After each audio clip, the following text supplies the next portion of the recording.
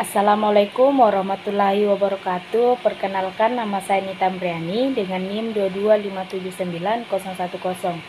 Pada kesempatan kali ini saya akan membacakan materi saya yang berjudul Aktivitas Sistem Konsiasi dalam Meningkatkan Gaya Saing Produk di Pasar Global. Untuk mempersingkat waktu, inilah materi pertama saya, yaitu definisi dan konsep dasar konsiasi. Poin pertama, pengertian sistem konsiasi. Yang dimaksud dengan sistem konsiasi adalah suatu bentuk perjanjian bisnis di mana produsen atau pemilik barang atau konsior menitipkan barang dagangannya kepada pihak lain atau konsie atau konsiatirius, seperti distributor atau pengecer untuk dijual. Pihak konsie tersebut bertanggung jawab untuk menjual barang tersebut kepada pelanggan akhir. Namun, pemilik barang hanya akan menerima pembayaran setelah barang tersebut terjual. Selama barang masih dalam kepemilikan konsior, konsior juga bertanggung jawab atas risiko kerusakan atau kehilangan barang. Sistem konsiasi umumnya digunakan untuk mengurangi risiko persediaan tidak terjual dan memperluas jangkauan pasar tanpa menambah beban finansial yang signifikan bagi produsen atau pemilik barang. Materi yang kedua adalah prinsip-prinsip utama dalam sistem konsiasi. Prinsip-prinsip utama dalam sistem konsiasi mencangkup beberapa aspek penting yang mempengaruhi bagaimana sistem ini beroperasi dan memberikan manfaat bagi kedua belah pihak, yaitu konsior atau pemilik barang dan konsie pihak yang menjual barang. Berikut adalah beberapa prinsip-prinsip utama dalam sistem konsiasi. Yang pertama, penitipan barang, di mana konsior menitipkan barang dagangannya kepada konsie untuk dijual, tetapi kepemilikan barang tetap ada pada konsior sampai barang tersebut terjual. Yang kedua, pembayaran berdasarkan penjualan, yaitu konsie tidak membayar konsior secara langsung untuk barang yang dititipkan. Pembayaran kepada konsior baru dilakukan setelah barang terjual kepada pelanggan akhir. Yang ketiga, risiko barang. Selama barang masih dalam kepemilikan konsior, konsior bertanggung jawab atas risiko kerusakan, kehilangan, atau pencurian barang. Hal ini berbeda dengan penjualan konvensional, dari risiko biasanya berpindah ke pembeli setelah transaksi selesai. Dan yang keempat, komisi atau bagian konsie, di mana konsie umumnya menerima komisi atau bagian tertentu dari penjualan sebagai kompensasi atas usaha menjual barang. Besar komisi ini bisa bervariasi tergantung pada perjanjian antara konsior dan konsie. Yang kelima, laporan dan transparansi, di mana konsie biasanya memberikan laporan rutin kepada konsior mengenai penjualan barang dan stok tersisa. Transparansi ini penting untuk memastikan kedua belah pihak dapat mengelola bisnis dengan efektif. Terus yang keenam adalah pengelolaan stok, di mana konsie bertanggung jawab atas pengelolaan stok barang yang dititipkan. Ini mencangkup pengaturan tata letak, pemeliharaan kondisi barang, dan strategi promosi untuk meningkatkan penjualan. Dan yang ketujuh adalah kondisi penjualan. Kondisi di mana konsie harus menjual barang sesuai dengan kondisi dan standar yang telah ditetapkan oleh konsior. Ini termasuk menjaga kualitas barang dan memastikan bahwa harga jual sesuai dengan strategi pemasaran yang telah disepakati. Materi yang ketiga adalah kelebihan sistem konsiasi dibandingkan metode distribusi lainnya, di mana sistem konsiasi menawarkan beberapa kelebihan yang membuatnya menonjol dibandingkan dengan metode distribusi lainnya, terutama dalam konteks bisnis yang menginginkan fleksibilitas dan mengelola risiko yang lebih baik. Berikut adalah beberapa kelebihan utama sistem konsiasi. Yang pertama, pengurangan risiko finansial, di mana salah satu keuntungan utama sistem konsiasi adalah produsen atau pemilik barang tidak perlu mengeluarkan modal besar untuk membiayai stok barang di tangan pengecer atau distributor. Pembayaran kepada produsen atau pemilik barang baru dilakukan setelah barang terjual. Ini mengurangi risiko terkait dengan stok yang tidak terjual dan membesarkan modal untuk digunakan dalam mengembangkan produk atau kegiatan bisnis yang lainnya. Yang kedua, ekspansi pasar dengan risiko minim, di mana Sistem konsiansi memungkinkan produsen atau pemilik barang untuk memasuki pasar baru dengan lebih mudah.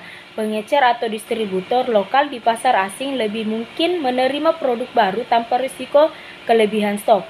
Ini membuka peluang untuk meningkatkan jangkauan geografis dan memperluas basis pelanggan tanpa harus menanggung risiko langsung terhadap penjual produk.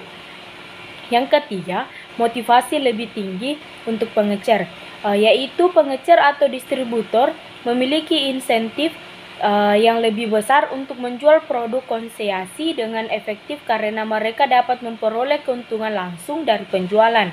Hal ini dapat meningkatkan motivasi dan upaya mereka dalam memasarkan produk. Yang ada gilirannya dapat meningkatkan tingkat penjualan.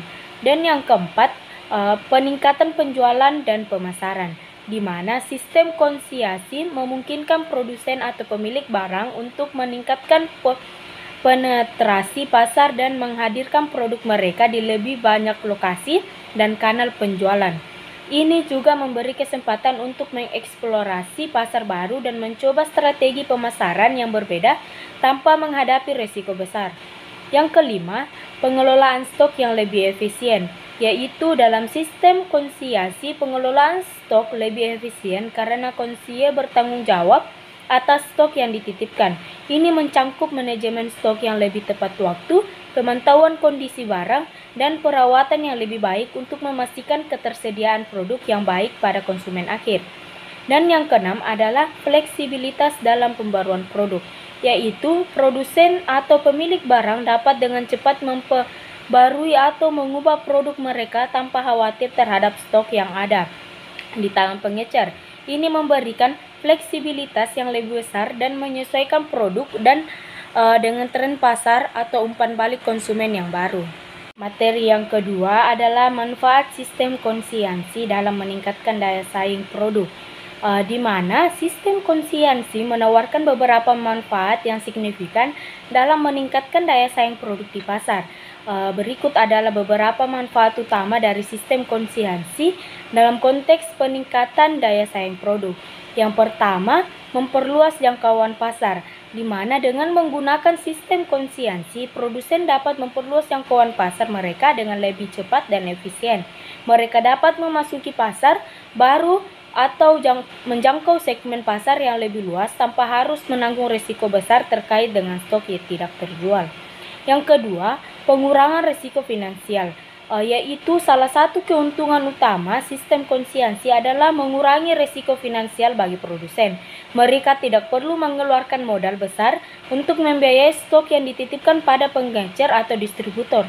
Pembayaran kepada produsen hanya dilakukan setelah barang terjual, mengurangi tekanan finansial terkait dengan stok yang mungkin tidak laku. Yang ketiga, meningkatkan kepercayaan pengecer, yaitu pengecer cenderung lebih menerima produk baru atau tidak terbukti jika mereka dapat memasukkan ke dalam sistem konsiansi. Mereka dapat mempertahankan inventaris mereka tanpa membayar sebelumnya, meningkatkan kepercayaan mereka terhadap produk dan merek yang ditawarkan. Yang keempat adalah stimulasi inovasi produk. Dengan menggunakan sistem konsiansi, produsen didorong untuk terus-menerus mengembangkan dan menghasilkan produk baru yang inovatif.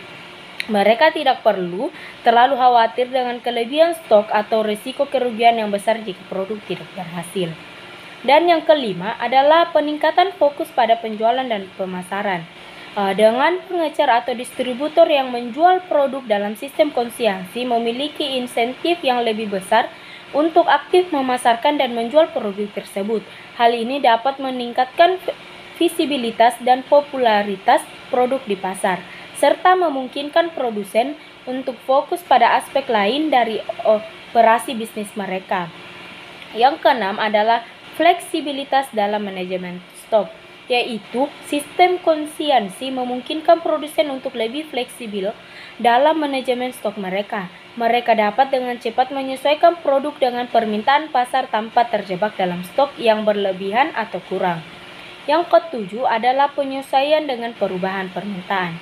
Dengan lingkungan bisnis yang dinamis, Sistem konsiansi memungkinkan produsen untuk lebih cepat menyesuaikan diri dengan perubahan dalam perilaku konsumen atau tren pasar. Ini memungkinkan mereka untuk tetap relevan dan kompetitif di pasar yang terus berubah. Materi yang ketiga adalah tantangan dan kendala dalam menggunakan sistem konsiasi.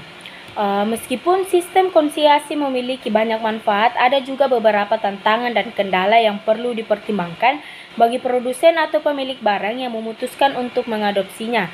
Berikut adalah beberapa tantangan utama dalam menggunakan sistem konsiasi. Yang pertama, manajemen stok yang kompleks, di mana salah satu tantangan utama dalam sistem konsiasi adalah manajemen stok yang kompleks. Produsen perlu memantau dengan cermat stok yang dititipkan kepada pengecer atau distributor untuk memastikan ketersediaan yang tepat waktu dan menghindari kelebihan atau kekurangan stok. Yang kedua, perjanjian kontrak yang kompleks, yaitu negosiasi dan penyelesaian perjanjian kontrak antara produsen dan pengecer atau distributor dapat menjadi rumit. Hal ini mencangkup pembagian keuntungan, kewajiban pembayaran, persyaratan pengambilan barang yang tidak terjual, dan peraturan terkait risiko serta asuransi. Yang ketiga, risiko kerusakan atau kehilangan barang. Dengan demikian, meskipun kepemilikan barang tetap pada produsen sampai terjual, risiko kerusakan, kehilangan, atau pencurian barang masih ada. Produsen perlu memiliki sistem yang kuat untuk memantau dan melindungi barang mereka selama dalam perawatan pengecer atau distributor. Yang keempat adalah ketergantungan pada performa pengecer atau distributor.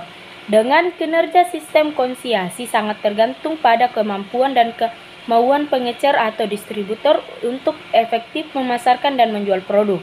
Jika pengecer tidak aktif mempromosikan atau menjual produk dengan baik, ini dapat mengurangi potensi penjualan dan menghasilkan hasil yang kurang memuaskan bagi produsen. Yang kelima adalah kesulitan dalam prediksi pendapatan. Karena produsen hanya menerima pembayaran setelah barang terjual, prediksi pendapatan dan aliran kas menjadi lebih sulit. Ini dapat mempengaruhi perencanaan keuangan jangka pendek dan strategi pengelolaan bisnis. Yang keenam adalah kesulitan dalam pembaruan atau penghapusan produk.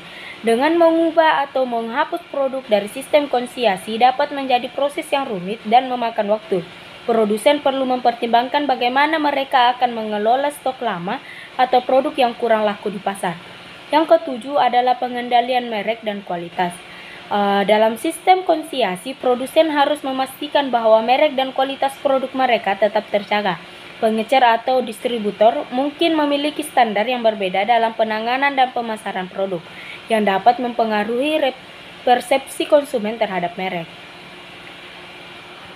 Kesimpulannya adalah, secara keseluruhan, sistem konsiansi merupakan strategi yang menawarkan sejumlah manfaat signifikan bagi produsen dalam mengurangi risiko finansial, memperluas jangkauan pasar, dan mendorong inovasi produk.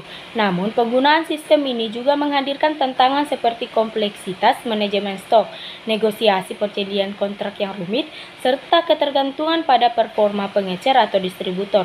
Untuk mengoptimalkan efektivitas sistem konsiasi, produsen perlu mengembangkan strategi yang baik dalam manajemen stok, memilih mitra konsiasi yang tepat, dan memastikan perlindungan terhadap merek dan kualitas produk dengan pendekatan yang hati-hati dan pengelolaan yang cermat. Sistem konsiasi dapat menjadi alat yang kuat untuk meningkatkan daya saing produk di pasar global. Itulah materi yang dapat saya sampaikan. Kurang lebihnya mohon dimaafkan. Wabillahi taufiq wal hidayah. Wassalamualaikum warahmatullahi wabarakatuh.